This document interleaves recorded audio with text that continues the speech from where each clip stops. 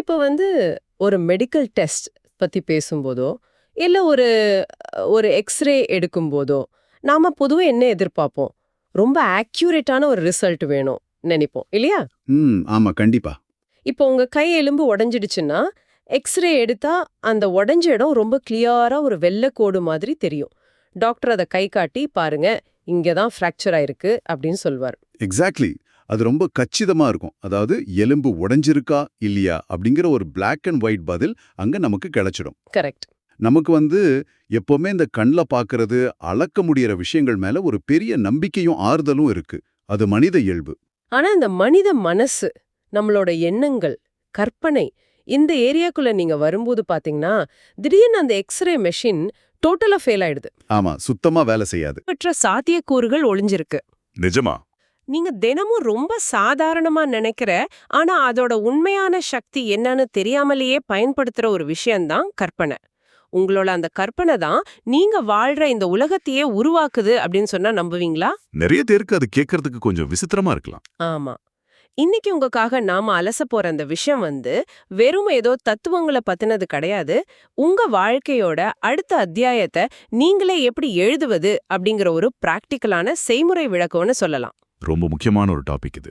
நெவல் Goddard எழுதின புகழ்பெற்ற awakened imagination அப்படிங்கிற புத்தகத்தையும் வரலாற்று ஆய்வாளர் மிச் ஹொரோவிட்ஸ் இதுக்கு கொடுத்த வரலாற்று பின்னணி கட்டுரையும் வச்சுதான் இன்னைக்கு நாம இந்த விஷயங்களை பார்க்க போறோம். நெவில் கொடாட்டோட தத்துவங்கள் பாத்தீங்கன்னா, அது வெறும் மோட்டிவேஷனல் வார்த்தைகள் கிடையாது. மிட்ச் ஹார்விட்ஸோட வரலாற்று ஆய்வுகளை படிக்கும்போது இந்த கான்செப்ட்ஸ் எவ்வளவு பழமையானதுன்னும் மனித மனதோட உளவியலோட அது எவ்வளவு ஆழமா பிணைக்கப்பட்டிருக்குன்னு ரொம்ப ஆச்சரியமா இருக்கு. ஹம். அதாவது உங்க எண்ணங்கள் தான் நிஜத்தை உருவாக்குது அப்படிங்கறத அவங்க ஏதோ ஒரு குருட்டு நம்பிக்கையா பார்க்கல. அதையே ஒரு சயின்டிபிக் ஃபேக்ட் மாதிரி அணுகுறாங்க. சரி, இதை நாம கொஞ்சம் விரிவா பிரிச்சு பார்ப்போம். நெவில் கொடாட்டோட முதல் வாதமே ரொம்ப போல்டான ஒண்ணு. ஆமா, பைபிள் பத்தின அந்த வாதம் தானே. எக்ஸாக்ட்லி. பைபிள்ல சொல்லப்பட்டிருக்கிற கதைகள் எதுவுமே வரலாற்று நிகழ்வுகள் கிடையாது. அது எல்லாமே மனித மனசு மற்றும் கற்பனையோட குறியீடுகள், அதாவது மெட்டஃபோர்ஸ் அப்படின்னு அவர் சொல்றாரு. அது ஒரு பெரிய ஸ்டேட்மெண்ட். இன்னும் ஒரு படி மேல போய் கற்பனையே கடவுள் அப்படிங்கிற ஒரு கருத்தை வைக்கிறாரு. இப்போ ஒரு நிமிஷம் யோசிச்சு பாருங்க. கடவுள்னா வானத்துல எங்கேயோ இருக்கிற ஒரு சக்தி இல்ல, நம்ம கற்பனை தான் சொல்றது ரொம்ப பெரிய விஷயமா இருக்கு. கண்டிப்பா பெரிய விஷயம்தான். ஆனா இங்க சுவாரஸ்யமான விஷயமே அதுதான். அவர் கடவுள் அப்படிங்கிற கருத்தாக்கத்தை நமக்கு வெளியில இருக்கிற ஒரு விஷயமா பார்க்கல. ஓகே. உங்களுக்குள்ள இருக்கிற அந்த படைப்பாற்றல், அந்த அந்த கிரியேட்டிவ் பவர் தான் அதுன்னு சொல்றார். பைபிள் வர பிறப்பு, இறப்பு, உயிர்த்தெழுதல் இது எல்லாமே ஒரு சைக்கலாஜிக்கல் பயணம் தான். அதாவது மனசளவுல நடக்கிற மாற்றம்னு சொல்றீங்களா? ஆமா, ஒரு சாதாரண மனிதன் தன்னோட அறியாமையிலிருந்து முழிச்சுக்கிட்டு தன்னோட கற்பனை திறனோட முழு பவரையும் உணர்ற ஒரு பயணம் அப்படின்னு அவர் விளக்குறாரு. இத நான் கொஞ்சம் சிம்பிளா புரிஞ்சுக்க ஒரு உதாரணம் சொல்றேன். இப்போ ஒரு தியேட்டருக்கு போய் நம்ம ஒரு படம் பார்க்கறோம்னு வைங்க. அந்த படத்துல நாமே ஹீரோவா வாழ்ந்து அந்த சூழ்நிலைய ஃபீல் பண்ணி அந்த எமோஷனை அனுபவிக்கிறது இருக்குல்ல, அதுதான் திங்கிங் ஃப்ரம் தி எண்ட். ரொம்ப அருமையான ஒப்பீடு. உங்க ஆசையை நீங்க அடையணும்னா அதை வெளியிருந்து பார்க்க கூடாது, அதை அடைந்து விட்டதாகவே உள்ளுணர்வோட வாழணும்னு நெவில் சொல்றாரு. இதுக்கு பின்னாடி பாத்தீங்கன்னா ஒரு பெரிய சைக்காலஜி இருக்கு. ஒரு ஆசையை அடைந்து விட்டதா நீங்க முழுமையா கற்பனை செய்யும்போது உங்க மூளைக்கும் உடம்புக்கும் ஒரு கன்ஃபியூஷன் வரும். என்ன கன்ஃபியூஷன்? அதாவது இது நிஜமா நடக்குதா இல்ல நீங்க வெறும் கற்பனை பண்றீங்களாங்கிற வித்தியாசம் மூளைக்கு தெரியாது. திங்கிங் ஃப்ரம் தி எண்ட் அப்படிங்கிறது மூளையை டியூன் பண்ற ஒரு உளவியல் தந்திரம். ஓவோ, மூளையை ஏமாத்துறோம்னு சொல்லலாம். ஒரு வகையில ஆமா. நீங்க அந்த இலக்கை அடைந்து விட்டதா உணரும்போது உங்க மூளை ஆட்டோமேட்டிக்கா அந்த புது ரியாலிட்டிக்கு ஏத்த மாதிரி உங்க பிஹேவியர், உங்க முடிவுகள் எல்லாத்தையும் மாத்தி அமைக்க ஆரம்பிக்குது. இது கேக்குறதுக்கு ரொம்ப நல்லா இருக்கு. ஆனா இதை எப்படி நடைமுறையில பண்றது? அதுதான் முக்கியமான கேள்வி. இங்கதான் மிச் ஹொரோவிட்ஸ் தன்னோட கட்டுரையில நிவில் கொடார்ட்டோட ஒரு அட்டகாசமான 3 ஸ்டெப் மிராக்கிள் ஃபார்முலாவை பத்தி பேசுறாரு. ஆமா, அந்த 3 படிநிலைகள். இதுல முதல் ஸ்டெப் ஆழமான மற்றும் உண்மையான ஆசை, அதாவது பேஷனேட் டிசையர். உங்களுக்கு நிஜமாகவே என்ன வேணும் அப்படிங்கறதுல ஒரு கிளாரிட்டி இருக்கணும். ஆனா அது அவ்வளவு ஈஸி கிடையாது பாருங்க. பல நேரங்கள்ல நாம சமூகத்தோட எதிர்பார்ப்புகளுக்காகவோ இல்ல குடும்பத்துக்காகவோ எனக்கு இதுதான் வேணும்னு நம்மள நாமே ஏமாத்திக்கிறோம். ஆமா, மத்தவங்க என்ன நினைப்பாங்கன்னு யோசிச்சே ஆசைய மாத்திப்போம். கரெக்ட். உண்மையான ஆசைங்கிறது உங்க மனசுக்குள்ள இருந்து எந்த ஒரு கண்டிஷனும் இல்லாம வர்ற ஒண்ணு. அதனால தான் அந்த முதல் படியே உங்களோட நீங்க ரொம்ப நேர்மையா இருக்கணும் அப்படிங்கிறது. ரொம்ப கரெக்ட். இப்போ 2வது ஸ்டெப்ப பத்தி பாப்போம். இதுதான் ரொம்ப ரொம்ப முக்கியமானது. ம். உடல் அசைவற்ற நிலை, அதாவது பிசிக்கல் இம்மொபிலிட்டி. தூக்கத்துக்கும் முழிப்புக்கும் நடுவுல இருக்கிற ஒரு மயக்க நிலை. இத ஹிப்னகாஜிக் ஸ்டேட் அப்படின்னு சொல்றாங்க. ஆமா, அந்த ட்ரௌசி ஸ்டேட். இப்போ எனக்கு ஒரு பெரிய சந்தேகம் வருது. நான் ஏன் தூங்க போறப்போ இத பண்ணணும்? சொல்லுங்க. மதியம் ஒரு 2 மணிக்கு என் டேபிள்ல உட்காந்து காஃபி குடிச்சுக்கிட்டே நான் இதை இமேஜின் பண்ணக்கூடாதா? தூக்கத்தோட விளிம்புல பண்றதுல அப்படி என்ன ஸ்பெஷல்? ரொம்ப நல்ல கேள்வி. மதியம் 2 மணிக்கு நீங்க முழிச்சிருக்கும் போது ஏன் இதை பண்ணக்கூடாதுன்னா, அப்போ உங்களோட ரேஷனல் மைண்ட், அதாவது தர்க்க ரீதியா யோசிக்கிற மூளை ரொம்ப ஆக்டிவா இருக்கும். லாஜிக்கா யோசிக்க ஆரம்பிச்சிருவோம். எக்ஸாக்ட்லி. நீங்க ஒரு விஷயத்த கற்பனை பண்ண ஆரம்பிச்ச உடனே, இது எப்படி நடக்கும்? உங்ககிட்ட பணம் இல்லையே, உன் பாஸ் இதை ஒத்துக்க மாட்டாரே அப்படின்னு அது ஒரு 1000 தடைகளை உங்க முன்னாடி தூக்கி போடும். ஆமா, நெகட்டிவ் தாட்ஸ் உடனே வந்துரும். ஆனா நீங்க அந்த தூக்கத்தோட விளிம்பிற்கு போகும்போது உங்க மூளையோட அலைகள் ஆல்ஃபா மற்றும் தீட்டா நிலைக்கு மாறுது. அந்த நேரத்துல இந்த ரேஷனல் மைண்டோட லாஜிக் கேட் எல்லாம் மெதுவா உடைஞ்சிரும். ஓஹோ, அப்போ நம்மள நாமே கேள்வி கேட்கிற அந்த வாய்ஸ் அப்போ அமைதியாயிடும்னு சொல்றீங்களா? 100% அமைதியாயிடும். இதை சயின்டிஃபிக்கா கூட ப்ரூவ் பண்ணியிருக்காங்க. சார்லஸ் ஹொனாடன் அப்படிங்கிறவர் பண்ண கன்ஸ்வெல் சோதனைகள் இதைத்தான் ரொம்ப தெளிவா சொல்லுது. ஒரு நிமிஷம், அது என்ன கன்ஸ்ஃபெல்ட் சோதனை? இந்த எக்ஸ்பெரிமெண்ட்ல என்ன பண்ணுவாங்கன்னா, ஒருத்தரோட கண்ணு மாற 2 பிங்பாங் பால பாதியா வெட்டி வச்சிருவாங்க. ஓகே.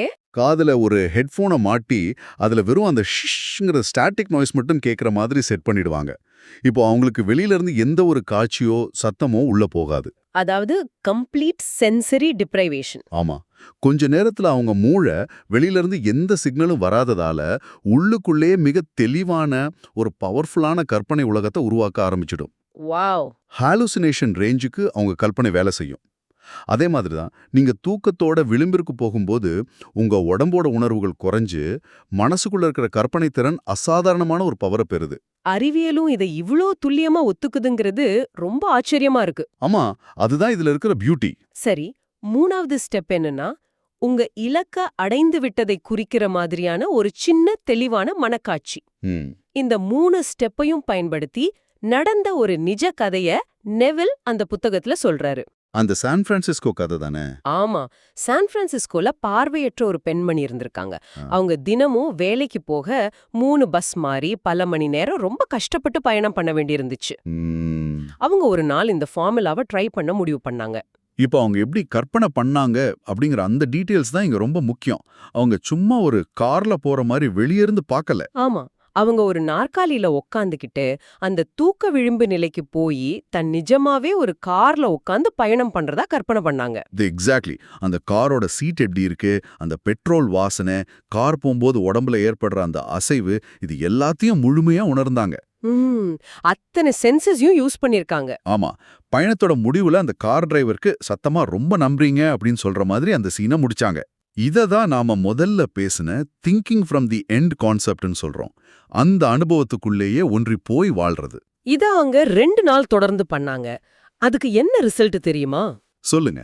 அவங்கள பத்தி எங்கேயோ யார்கிட்டயோ நடந்த ஒரு சின்ன பேச்சுல கேள்விப்பட்ட முற்றிலும் முன்பின் தெரியாத 2 பேரு தினமும் அவங்கள தங்கள் கார்ல வேலைக்கு கூட்டிட்டு போக முன்வந்தாங்க. வாவ். அவங்களோட கற்பனை அப்படியே நிஜமாயிடுச்சு. ஆனா எனக்கு இங்க ஒரு சின்ன டவுட் வருது. என்ன டவுட்? இது வெறும் கோஇன்சிடென்ஸ் இல்லையா? அவங்க ஏதோ லக்ல அந்த நல்லவங்கள மீட் பண்ணிருப்பாங்க. நாம ஏன் அவங்க கற்பனை தான் இந்த காரை கொண்டு வந்துச்சுன்னு நம்பணும்?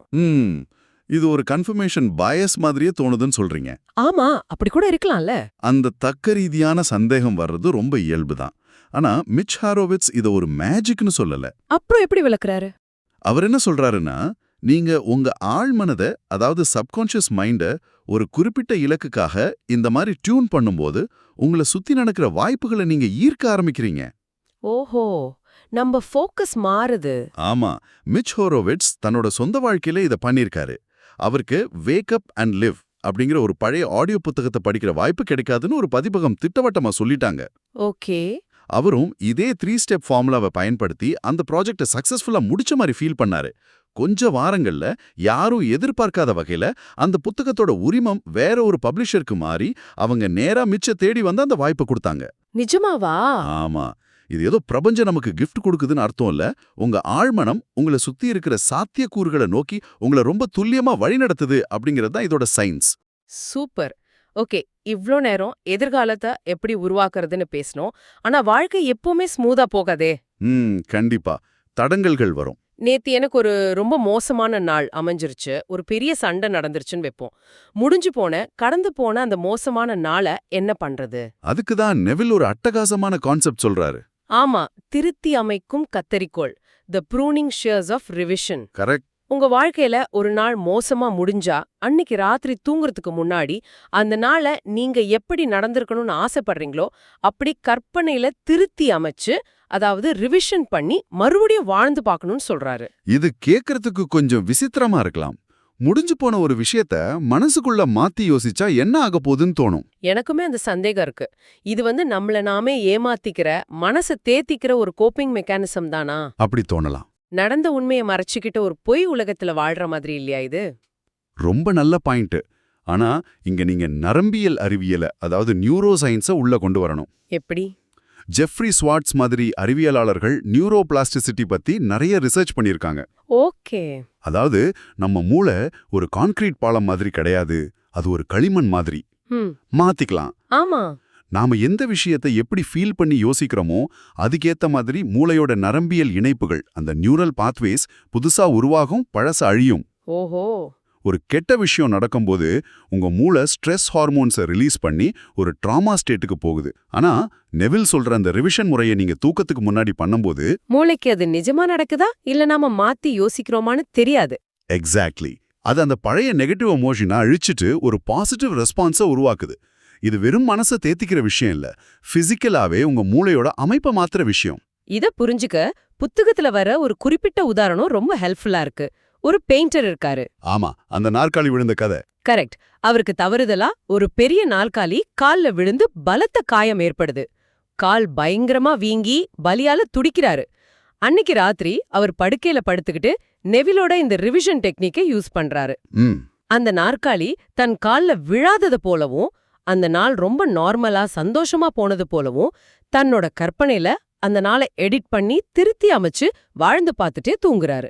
அதுக்கப்புறம் நடந்த மாற்றம் தான் பெரிய ஆச்சரியம். அடுத்த நாள் காலையில முழிச்சு பார்க்கும்போது ஆச்சரியப்படும் விதமா அந்த வலி மற்றும் வீக்கம் முழுமையாக குணமடைஞ்சிருந்தது. இதை எப்படி நம்புறது? இதுதான் அந்த நியூரோ பிளாஸ்டிசிட்டியோட பவர். மூளை அந்த வலியையும் ட்ராமாவையும் ஹோல்டு பண்ணாம அந்த ரிவிஷன் மூலமா ரிலாக்ஸ் ஆகும்போது உடம்போட ஹீலிங் ப்ராசஸ் ரொம்ப வேகமா நடக்குது. ஓஹோ, பிசிக்கலாவே ஹீல் ஆகுதா? ஆமா. வன்மம், கோபம், வருத்தம் இது எல்லாத்தையும் தூக்கி போட்டுட்டு ஒரு நிகழ்வை நேர்மறையா மாத்துறதுக்கு பேரு தான் நெவில் மன்னிப்பு அப்படின்னு சொல்றாரு. அப்போ மன்னிப்புங்கிறது மத்தவங்களுக்காக இல்ல? கிடையாது. இது மத்தவங்கள மன்னிக்கிறது கிடையாது. உங்களோட உடம்பையும் மனசையும் நீங்களே ஒரு பாசிட்டிவ் ஸ்டேட்டுக்கு மாத்துறது. வாவ், ரொம்ப ஆழமான விளக்கம். இப்போ நம்ம அடுத்து பார்க்க போற விஷயம் உள் மனதின் குரல், அதாவது இன்னர் ஸ்பீச். இது ரொம்ப முக்கியமான ஒரு கான்செப்ட். நாம வெளியில மத்தவங்க கிட்ட பேசுற வார்த்தைகளை விட நமக்கு நாமே மனசுக்குள்ள என்ன பேசிக்கிறோம் அப்படிங்கிறது ரொம்ப ரொம்ப முக்கியம். கண்டிப்பா. நெவில் என்ன சொல்றாருன்னா, ஒவ்வொரு நாளும் நாம நமக்குள் பேசிக்கொள்கிற அந்த உள்மனதின் குரல் ஒரு செலவு கிடையாது, அது எதிர்காலத்துக்கான ஒரு முதலீடு.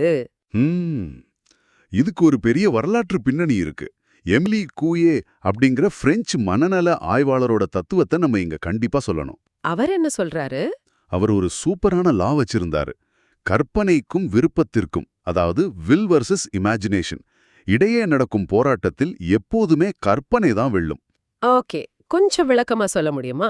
அதாவது நீங்க உங்க மூளைய கசக்கி நான் இன்னைக்கு கான்ஃபிடென்ட்டா இருக்கணும்னு எவ்வளவுதான் உங்க வில் பவரால முக்கி ட்ரை பண்ணாலும் உங்க உள் மனசுல நம்மளால இது முடியாது, நம்ம ஃபெயில் ஆயிடுவோம்னு ஒரு சின்ன நெகட்டிவ் இமேஜினேஷன் இருந்தா கூட அந்த இமேஜினேஷன் தான் ஜெயிக்கும். இது நெவில் கொடாரட்டோட சொந்த வாழ்க்கையிலே நடந்த ஒரு இன்சிடென்ட் மூலமா ரொம்ப நல்லா புரியுது. அந்த பார்படாஸ் பயணம் தானே? ஆமா, 1983 நெவில் நியூயார்க்ல இருக்காரு. அவர் கையில ஒரு பைசா கூட கிடையாது. ஆனா அவருக்கு தன்னோட சொந்த ஊரான பார்படாஸ் தீவுக்கு போகணும்னு ஒரு பெரிய ஆசை.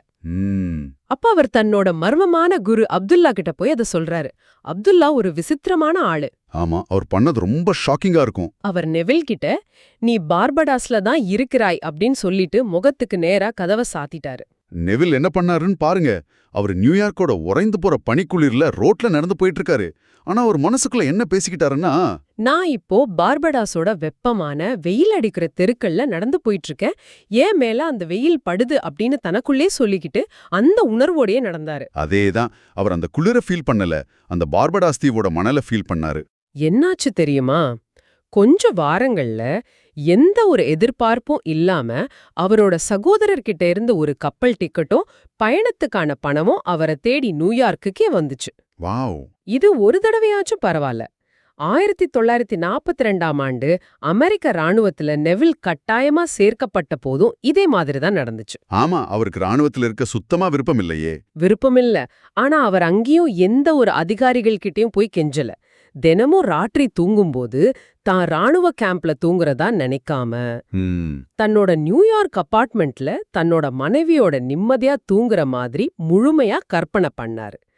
கொஞ்ச வாரங்கள்லயே ராணுவமே எந்த ஒரு கேவியும் கேட்காம அவருக்கு ஆனரபிள் டிஸ்சார்ஜ் கொடுத்து அவரை வீட்டுக்கு அனுப்பி வச்சிட்டாங்க. இது ரெக்கார்டட் ஹிஸ்டரி.